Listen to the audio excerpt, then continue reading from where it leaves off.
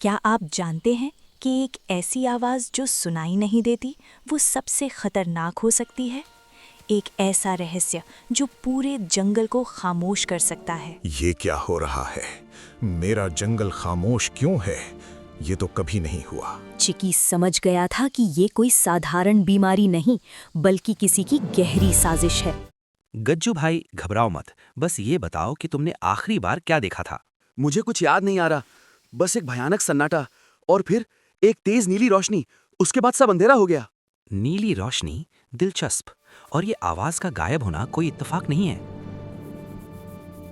जैसे ही वे गुफा के करीब पहुंचे, जंगल ने उन्हें एक और झटका दिया। ये कोई जंगली जानवर नहीं था, बल्कि एक पुराना दुश्मन था जो अब और भी खतरनाक हो गया था। कि मुझे लगता है हम सही रास्ते पर हैं, लेकिन मुझे कुछ अजीब सा महसूस हो रहा है। चिकी, मुझे डर लग रहा है। कुछ कुछ हिल रहा है।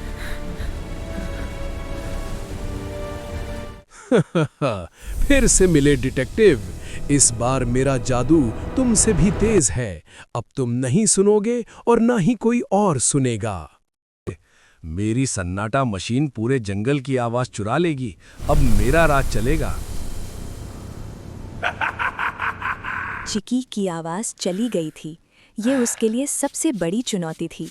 लेकिन क्या एक जासूस बिना आवाज के भी अपना रास्ता खोज पाएगा? चीकी की आवाज भले ही चली गई थी, लेकिन उसका दिमाग पहले से भी तेज काम कर रहा था। उसे पता था कि बिना शोर किए भी बड़े धमाके किए जा सकते हैं। चिक्की और बंदरों की टोली रस्सियों की मदद से गुफा के अंदर झूलते हुए घुसते हैं। चिक्की अपनी चपलता का इस्तेमाल करके लोमड़ी को चकमा देता है और फिर शुरू हुआ चिक्की का सबसे बड़ा मिशन।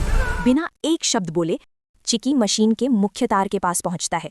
लोमड़ी उसे रोकने के लिए झपटती है, लेकिन चिक्की एक कलाबाजी खाकर मशीन के उस जादुई पत्थर पर अपना बड़ा आईना लगा देता है।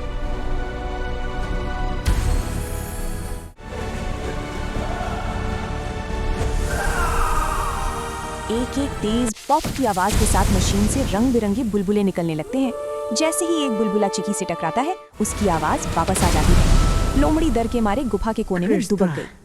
चिक्की इशारे से कहता है कि अब उसे जंगल की सफाई में मदद करनी होगी। सजा देने के बजाय एक झाड़ू थमाता है। जंगल फिर से बोलने लगा था, लेकिन अब ये आवाजें पहले से ज्यादा सुरीली थीं, क्योंकि इनमें एकता की शक्ति थी। चिक्की के लिए ये बस एक और सुलझा हुआ केस था। अगले रहस्य तक सतर्क रहें और हाँ, सब्सक्राइब करना मत भूलना।